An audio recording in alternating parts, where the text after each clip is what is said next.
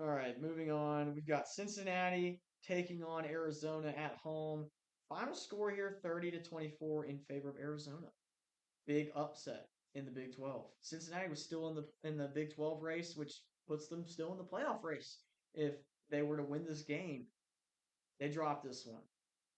Arizona and Nova Fida put on an offensive clinic, and honestly, I think they controlled this game for most of the time until Cincinnati tried to mount a comeback late there at the end.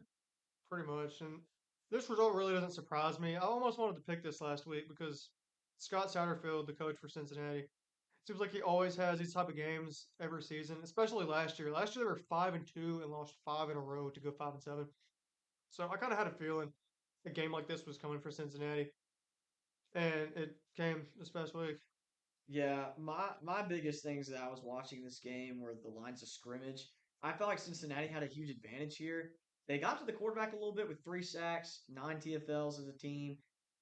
Arizona did not get much pressure on the quarterback. They had 1 sack, but 2 turnovers from Brendan Sorsby in this game, putting Cincinnati -2 in the turnover margin. With it being a one possession game, that's a killer. They got outgained by 150 yards. So whenever you're in the negative margins and turnovers and you get outgained, it doesn't look too good for you. I don't really need to watch too much of the football game probably to know that you lost. That's a pretty big gap right there. 2 possessions and 150 yards. That's a lot. Kedrick Riscano played a pretty solid game. He's starting to come on for them. Ex Ole Miss running back, transferred to Arizona, I think last year. So he's been kind of a rotational player, but he had a 50-yard touchdown in this game that ended up kind of putting the icing on the cake for Arizona here. I mean, Brennan Sorsby had probably one of his worst first halves of the entire season. Maybe going back to the Nebraska game that opened the season, he had 2 interceptions. The run game for Arizona, being able to run the ball, I think that's probably what won it for him in the end, though, because if they hadn't been able to close out the game running the ball, Cincinnati could have stormed back and still won this game. Brendan Sorsby started to get hot there at the end and put together some decent drives, but when it came down to it, Arizona said, "All right, well, we've been throwing the ball really well. Fafita had a great game, throwing for almost 300, but let's start handing the ball off." And they pop a huge touchdown run, ice this game, get a big upset win. They moved to 7-3, definitely hitting the over on the win total for the Wildcats.